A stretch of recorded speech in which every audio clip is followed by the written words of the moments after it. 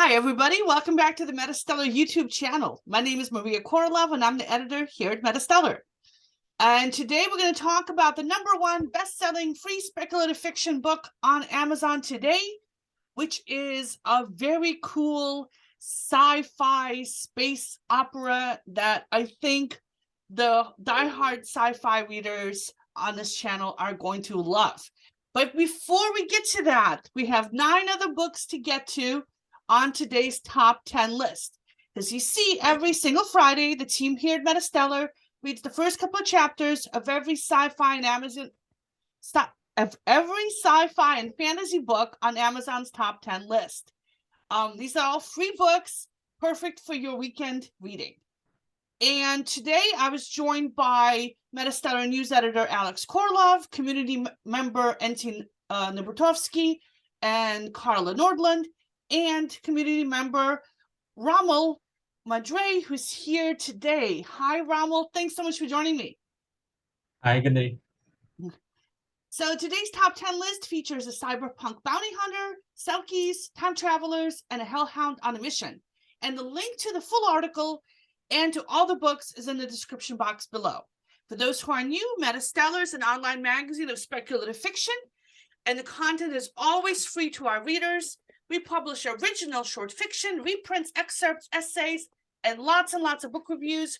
We're able to do this thanks to the support of our Patreon community. We love you guys. Thank you so much. And we also have books that we publish. Our first anthology is out, came out this summer, and you can buy it now from all major retailers in print and electronic form. And we just finished our fall submission cycle. So we had over 500 contributions, and we picked the best ones, and we're going to be publishing those over the next couple of months. So keep an eye out. And if you're one of the writers who was selected, keep an eye out for the royalty checks. All right. So let's get started with the books on today's list. And the first book is one that I read. Oh, okay. And here it is. Here's the cover. It's What Devilry Is This by Sam Cheever. And let me make this a little bit bigger so you can see it. So there's the cover. This is the first of 4 books in the Mature Magic Paranormal Urban Fantasy series. The other books are $3.50 each, but they're not in Kindle Unlimited. So you have to pay full price for it.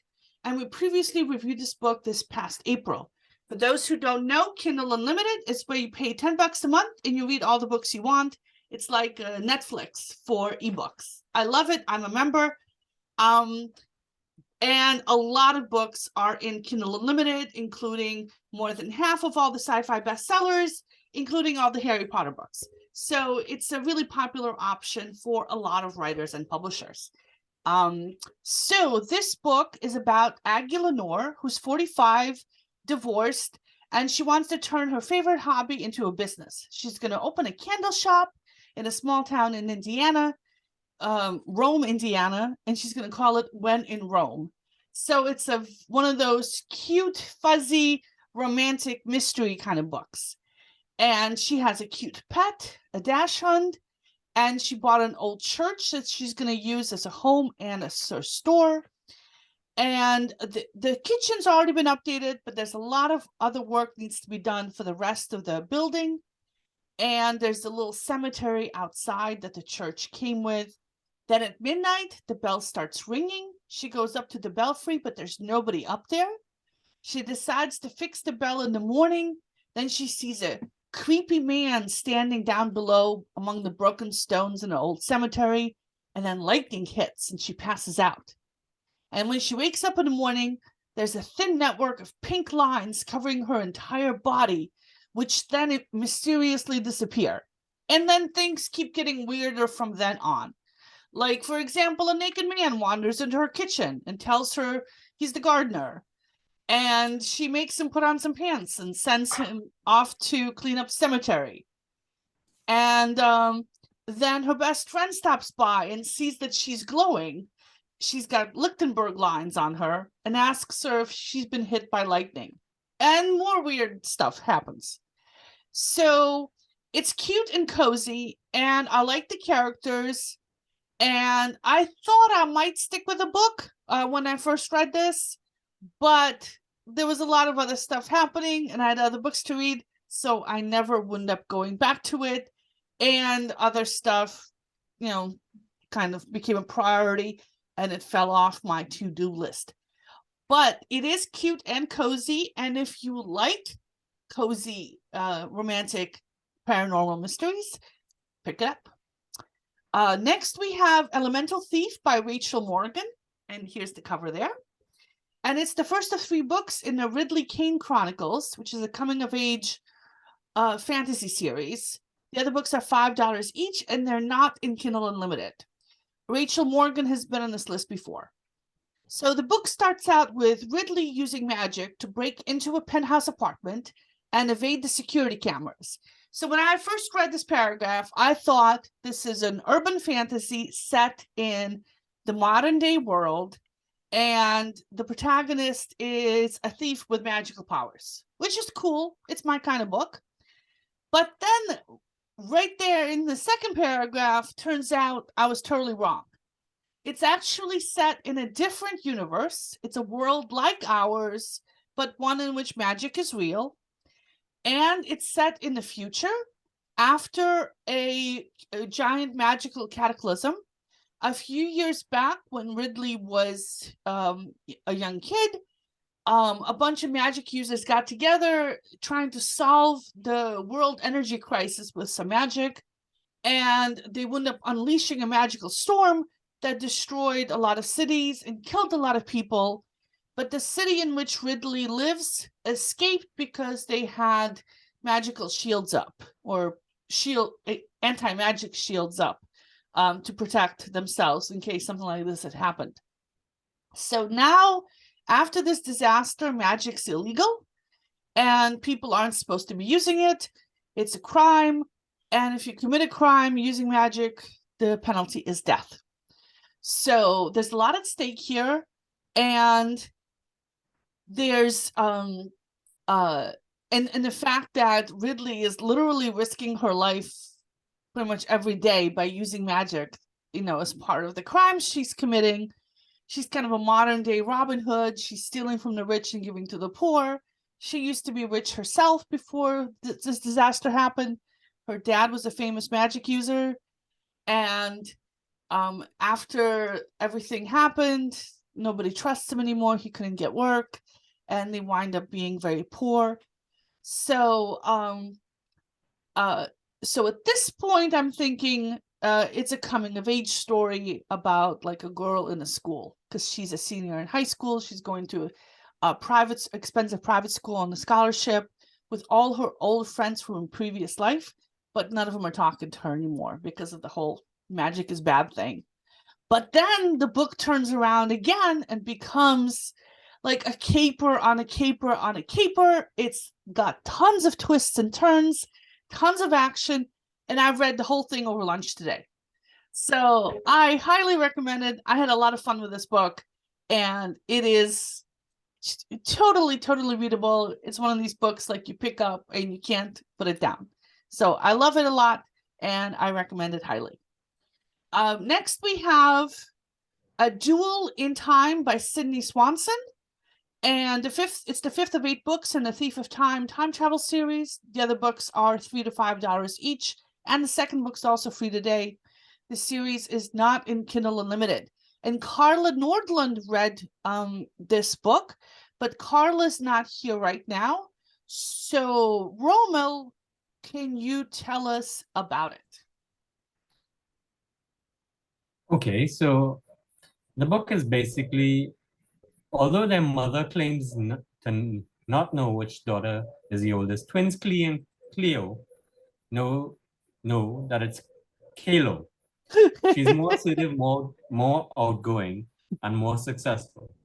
Clee is content to be in Cleo's shadow, supporting. You can just summarize all that. You don't. I think you can just skip to like the last paragraph of the review. Okay. I mean, I'm getting problems with the name, but Yeah, because they're but hard to pronounce and they sound identical. okay, okay. So I can summarize. I can actually Yeah. summarize, or do I have to read exactly what Oh, you can they totally said? summarize and paraphrase. Yeah. Okay, I didn't know that. Yeah. Okay, I didn't know that. I thought I had to read it from like this was exactly what I had to read. Well, you shouldn't make up stuff like say, "Oh, Carla hated this book" when she actually loved it. Okay.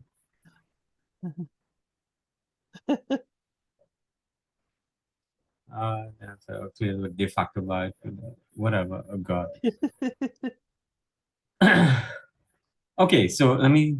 I take it all of that is getting cut off, right? Okay. So Oh no, it's staying in there. People are gonna sit there and watch you be embarrassed on camera. I'm not embarrassed at anything. I'm literally not embarrassed at this. Excellent. Right? I can start. I can be. I'm proud. Whatever. Right? This will be in the clips. Anyway. That's the way to do it. So And someday okay. we So will let me. save these outtakes for a best of reel when you're famous. Okay. So so the book is basically about these two twins whose names are one is unpronounceable and one is named after I think it's a early 20th century painter Paul Klee. Anyway, great painter. Well, so But is anyway, Kahlo. Oh, Kahlo. Frida Kahlo was a famous painter Frida too. Kahlo. Oh yeah, the surrealist. Yeah. Diego Rivera's wife, I think, or lover or whatever. Anyway, so basically it's about them. There's some hijinks here. They go on a flight, magical mystery tour to somewhere. Next morning, she gets a brace is mysteriously gone. Well, if you go to a country, guess what? There's a safe in the closet that you put stuff in. That's why it's gone. It's probably how to say it, very successful thieves guild. But anyway, No. I think it's about that her sister broke her wrist and she got a bandage for the wrist, and then the next day the bandage was gone and her wrist was healed mysteriously faster than it should have. wow. But neither one of us has read this book. We're just both That of us sounds like a great country. I mean, you don't have to pay for Medicare. Well, it's because of time travel. This is the time travel book. In the last paragraph, it's I think so either what you're one saying or is that time travel will solve the problem of Medicare. Yes, and or taking time to heal. Okay. So I think that there's a time travel lab, and they're going to be, and one or both of the sisters are going into the past to date Alexander Hamilton's son. The premise seems lovely. The premise is actually quite interesting. It's interesting. I mean, I actually would think it's interesting. So anyway, what Carla says about it is sometimes I need what I call popcorn for the brain books. I know exactly what she means. Fun, cozy, predictable, but still enjoyable. This book ticks all the boxes as a light-hearted historical fantasy romance. And although it has a slower opening than some books, which she says, I'm happy to go through the set that we're clearly headed for. The lab is obviously working on time travel, and Klee is destined for a nice romantic entanglement with Alexander Hamilton's son, while finding her own individuality and independence. I'm ready to settle in with some popcorn and make this my cozy weekend read. It sounds, it's basically this is Carla talking. Yeah, it's basically a checkbook. All right, well, let's go to the next one. And the next this seems quite different. This seems like, okay, so this one. Yeah, okay, this one's called The Old Crone by I.O. Adler. And it's a box set of the first 3 books and the 7-book, the Old Chrome post-apocalyptic science fiction series. The books are $3 to $5 each, but they're all in Kindle Unlimited. And our friend Nick Nerbutovsky read this one. And Nick himself is a sci-fi author. He's got space opera books up. And we've interviewed him on his channel about his books. And he read a couple of books for us. And he read this book for us and 2 others today. And I'm pointing at the book cover right there so you can see it. And so, ROMEL, can you read his review for us? And you do not have to read it verbatim. You can summarize. Well, this book seems, it seems from what I read from our reviewer to be quite interesting. It reminds me a bit of Firefly in terms of it's a cross between a Western and cyberpunk. You know, some people may not know what to think of it. From what I've read here, there are a lot of idiosyncrasies.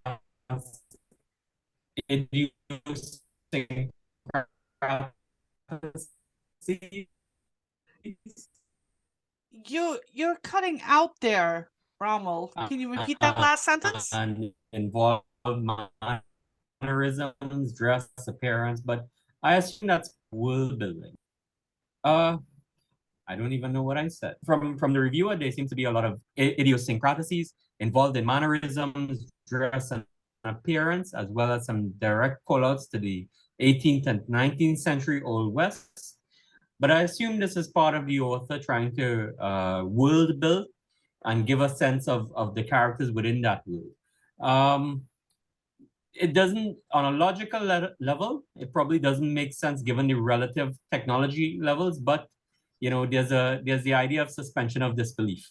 Yeah, well, So the you know, we're going with the sense either. Why are they always wearing Old West clothes and, you know, and cowboy boots or whatever? They were dressed like, well, I mean, you know, like cowboys. You know, yeah, I mean, it's a world building thing. You know, it's the romantic and the Firefly. It's the idea of the romantic South, you know, kind of theme. But you know, it's what it is. It's what it is. You know. Yep. I mean, nobody ever talks about water in regard to going to space. It's always very hopeful, you know, given that humans need water, but you know, apparently. Anyway, so you know, from the reviewer, he says that he thinks he needs a bit of a polish regarding the proportion of direct anachronisms. However, the writing is well done. The author has a tendency to dump irrelevant information on the reader. He says he would have enjoyed this book a lot more if the technology details had simply been hand-waved or ignored. A lot of exposition and explanation took me out of the direct flow of the action. So sometimes it may be a bit too narrative. The characters seem well done, with the exception of the lawman, who's just a bit too much caricature, more like Dudley Do-Right than the professional Old West marshals. You meet some Dudley Do-Rights in the world, but so it could be true, it could not. The main character is a little bit more hard-boiled, but his implants, mannerisms, and backstory don't quite jibe to the way that he's presented in his style and tone. Overall, the first book of the set is definitely had our reviewer reading, and while I don't think I'll continue, it's simply because I don't have the time to. If you're looking for a low-threat, fun mashup of American Old West with a little bit of cyborg flavor, you can't go wrong with this free box set of 3 books. So overall, a good review. All right. Next, let me pull up the next book. Number 6 is Widowmaker Outpost by I.O. Adler. The first of what's going to be the Dawn Maridi cyberpunk science fiction series. But the rest of the books aren't out yet. And Nick Nerbutovsky read this one as well. And he says that this book reminds him a lot of Blade Runner. It's set in a gritty future where a bounty hunter is stalking their prey in the early morning. She's like a mercenary private detective. Her name is Dawn, and she's working off a debt by taking in contracts to bring in wanted criminals. And she catches up with her quarry, but they see her coming and make a break for it. Nick says that this is a solid installment in the noir cyberpunk genre. Everybody's got implants and cyber tech, and there's a complicated system of corporate power running the world. And so people who like this genre, he says, will like this book because it's right down the middle as far as genre expectations. But it didn't really grab him. There was nothing wrong with it, he says, but it was a little bit too run-of-the-mill as far as these books are concerned. And if he's reading something like Blade Runner, he'd like it to be a little more special and not too closely in line with all the other Blade Runner knockoffs. So he says that he won't be continuing with this book. I do like those kind of books, so I might check it out. Okay, next we have book number 5, the 5th top best-selling free sci-fi and fantasy book on Amazon today, The Soul Bitten by Riley Storm. The first of 3 books in a Blood and Fangs paranormal urban fantasy series. The other books are $3 each, but they're all in Kindle Unlimited. And I have a guest joining me here today. Look at that little new kitten. Yeah, she's getting in the way. All right. Okay, so ROMEL, you read this one. Oh, yeah. What did you think? Firstly, this is not my kind of book. But I read it. I read about 15% of it. Okay. So this is the first book of 3 books in the Blood and Fangs Paranormal Urban Fantasy series. The other books are $2.99 each, but the entire series is on Kindle Unlimited. I just said that. Oh, okay. Sorry. I got distracted by the cat. Yeah, the cat is so cute. She is so cute. All right. Yeah. Get out of here, cat. Go away, Tom. Anyway, so basically, the book is related to the Soulbound Shifters series, which is another paranormal romance by the same author. This book is the first in a new series called Wild Moon, and is also free. And the other 2 books in the series are on Kindle Unlimited. So you might want to pick up the first to see if it's your kind of book. Now, the first sentence in this book was, "I was late." And then she clarifies that she's not late for her period, but she's late in the sense of shifting into a wolf. This colored my entire reading of the other paragraphs of this book. And I couldn't get it out of my mind. And it just made me laugh. But because why are you telling me this? Why are you starting like that? But other than that, it's a pretty... It's chick lit. That's how chick lit books start. Welcome to the genre. I don't necessarily, okay, when you start a conversation with someone, any woman, I don't think that starts as a normal piece of opening the dialogue. "Hello, how are you?" "Well, I'm late." What? Listen, I didn't do it. It wasn't me. I don't know you, right? Don't send me to court. All right. I can see why you wanted to make it clear that you're not the target reader of this book. Right. But anyway, so I had to, diverge my mind from that Dave Chappelle mindset. But anyway, she's 21. She's fallen for this hunky vampire called Aaron, and there's something called the Vanna, which everybody keeps mentioning as the big boogeyman. I won't get into what is the Vanna because that kind of spoils a little bit of it. But anyway, they go on a road trip somewhere, some hijinks incur. It sounds pretty much, it reminds me of an episode of Buffy the Vampire Slayer, except without the Buffy. It seems all right. I mean, it's the writer, I would say, is more focused on plot than on language. It didn't grab me, but it is readable, and it is a fun read for those who are interested in this kind of genre. Like, if for the young adult audience, I think it would be suited to them. To the 30-something single who dreams of a vampire sweeping her off her feet while she's going for groceries, probably yes.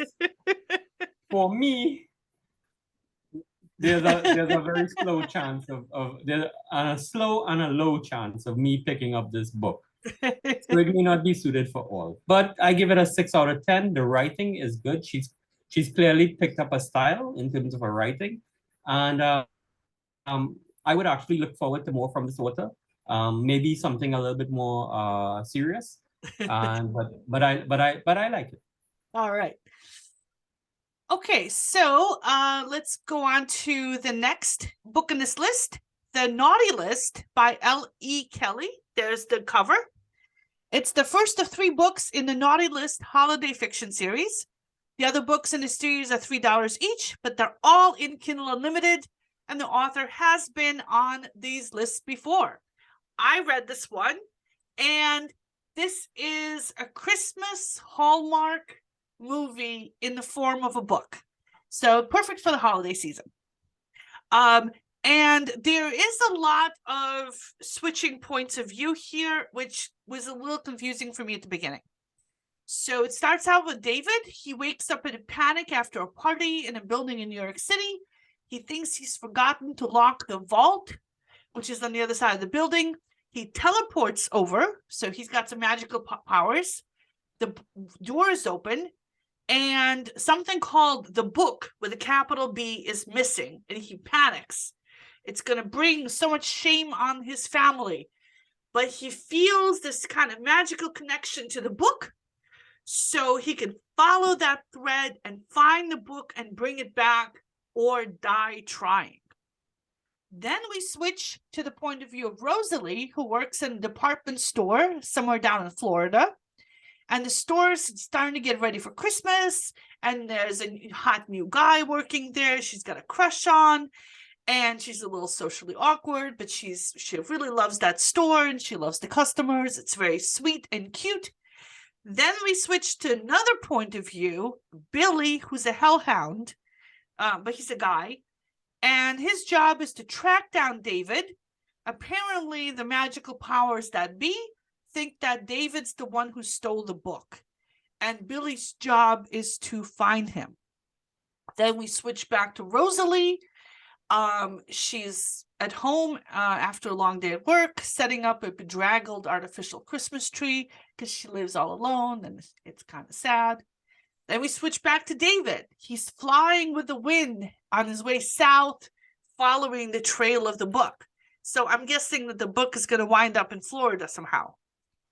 Then we're back in the department store, and there's a mean new manager, and she's fired a ton of people, including people who are really great for the store and great with customers, who Rosalie likes, and there's a lot of tension in the air, and everyone's getting paranoid. So I'm actually getting caught up in this. It's a cute story. Like I said, it feels like a Hallmark holiday movie. Rosalie's a very sympathetic character, and the store and the customers really mean a lot to her, which is kind of sweet for, the holiday season. And I can definitely see myself finishing the book this weekend, because I do like these kind of cozy, magical, holiday plots, especially around the Christmas season. Next, we have The Curse of Immortality by Pearl Beacon and Elin Peer. The first of 3 books in the Orenda epic fantasy series. The second book in the series is $5, and the third book is currently available for pre-order. It will be coming out in December. And they're all in Kindle Unlimited. Having read the first few chapters, though, I would have to say that I do not think it's actually epic fantasy, but more like regular fantasy. And it starts out by telling us that Maeve is 500 years old. And she was born in a small English village in the early 16th century. And then it goes back to her childhood when she was 5, and she and her sister saw a witch get hung. Their mother took them to see this because their mother believes in witches and thinks they're evil and should all be killed. And they're a little traumatized by this. And their dad didn't want them to see it because it turns out their dad has magical powers too, and so do the 2 girls. And they, that day that the witch is hung, they get into an argument, and by mistake, accidentally, with their magical powers, set a barn on fire. And he puts them on he borrows a horse and rides into the forest with them and takes the 2 girls to live with his sister, who is a witch living deep in the woods somewhere. And he leaves the girls with his sister to raise as he goes back to his wife to tell her that the girls died in the fire. And the reason he was gone so long is because he was traumatized by this. So it's a very, very slow beginning. The point of view is a little uneven. It's a little distant. So it's kind of has an old-fashioned writing style to it. So it was a little hard for me to get really immersed in the book. Because the time frame was a little odd, kept shifting, and the point of view was kind of uneven. So I wasn't really caught up in this.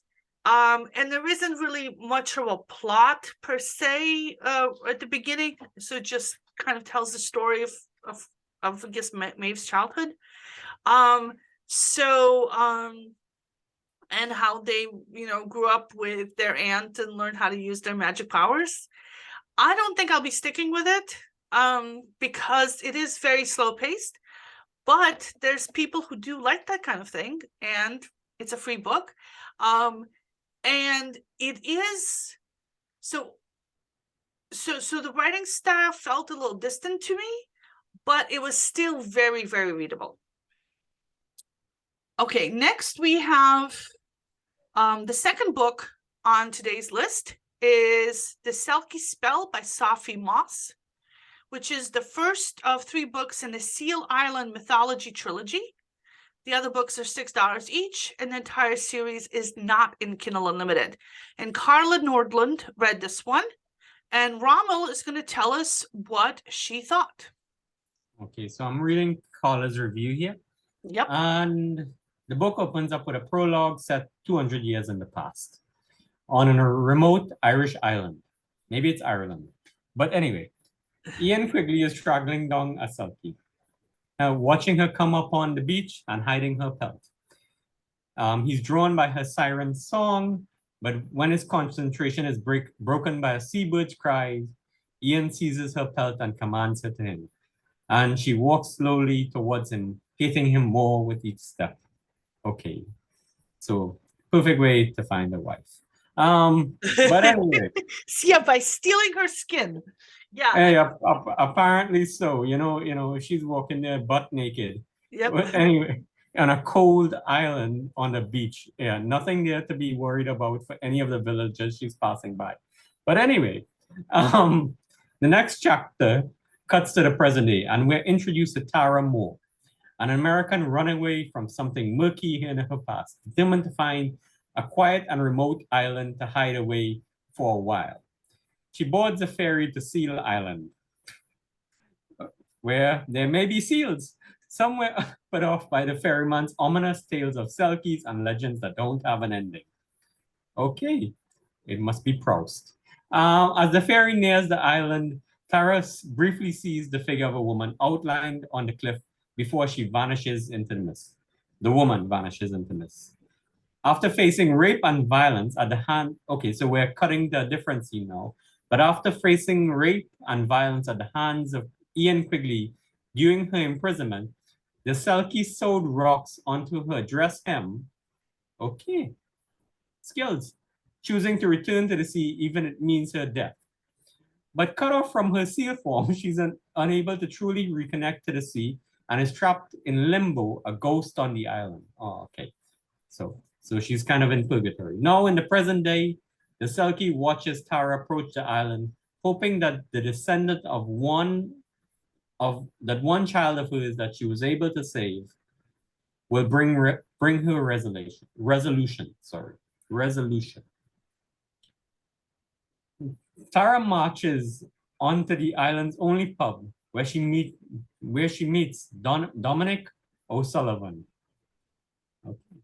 While Tara feels a sense of rightness on being on the island, Dominic is immediately wary of her and wondering what is she running from, because no one visits the island, maybe, especially if you're the only pub there.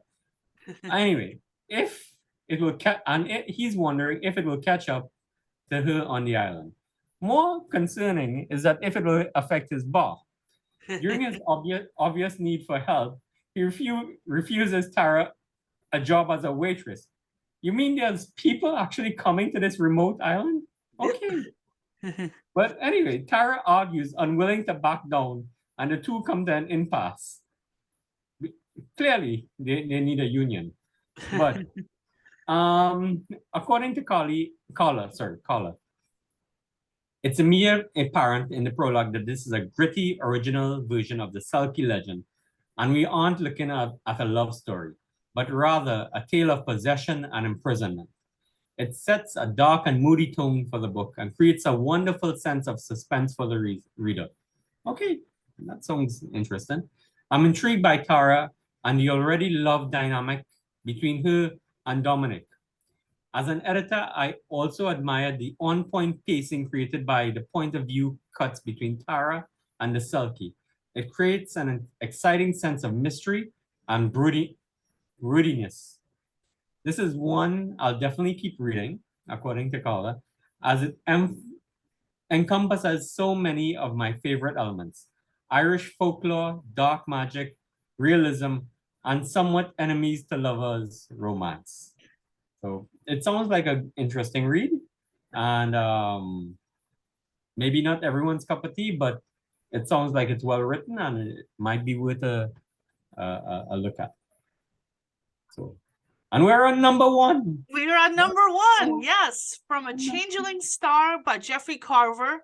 Jeffrey Carver is a big name in science fiction, and this is the first of two books in the Starstream Novels space opera series. The sequel is $5, but it's not in Kindle Unlimited. And Carver's books have been on this list before.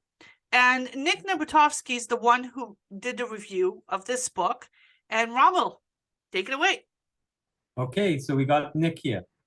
Nick, whose first name is so great because it's Nick.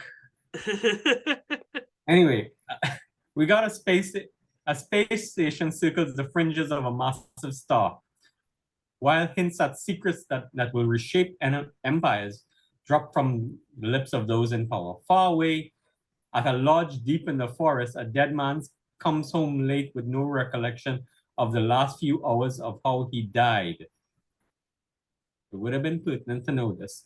But anyway, originally published in 1988, there's a reason this book has persisted as long as it has. Okay. From the first word of the prologue, the reader is pulled in with a slow, steady drip of information. Clearly, this writer knows how to pace. And all of it implying a much larger secret. Nick says he's reminded of the opening chapters of Dan Simmons' Hyperion Cantos, with the introduction of only a few characters and the deliberate and compelling fashion which the plot creates. This book does an excellent job of opening with some amount of action, but does not fall into the modern trap of too much action and too much high stakes immediately. I can tell that this story is going to be a bent towards a space opera from just looking at the prologue. Anyone who enjoys intrigue, mystery, and a good bit of close personal action is definitely going to love this story. There's a few books on the Free Friday list that actually make me want to read more, but I found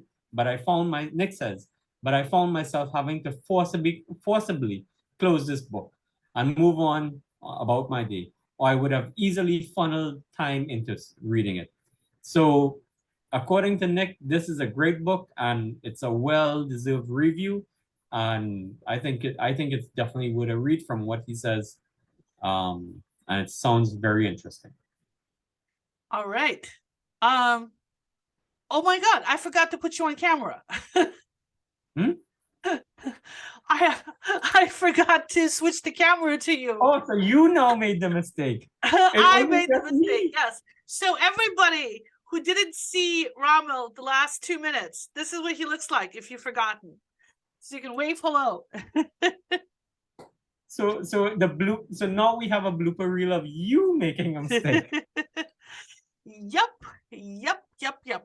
All right. So and that's it. Those were the books on today's top list. And I'm gonna give this book a shot as well after I read that Christmas the Christmas department store book, because that was just so cute. Okay, I want to thank our Patreon supporters. And they're right there. And thanks to you guys, we're able to publish original fiction. So we love you guys. Please join us. And now for our Patreon supporters, we have a Thursday evening writer drop-in session at 7 p.m. Eastern Time every Thursday afternoon. So if you're a Patreon member, you can join the editors of MetaStellar and ask advice about writing. So yesterday, Terrence Smith, one of our community members, joined us, and one of our supporters, and we talked about improving his website. So we added some little things up top, and he added a few articles to it. So if you want help with your writer website or with your general writing advice, or just stop by and be part of a community, you can do that, and we'd love to see you. And so again, all the links are going to be in the description box below. If you like this kind of content, you can subscribe to our channel. You hit the like and the alert button, and all the links to everything are down below. So thank you very much for joining me, ROMEL, and thank you everybody for supporting us. We wouldn't be here if it wasn't for our readers and viewers. Thank you so much, everybody, and we'll see you next Friday. Bye-bye. Bye.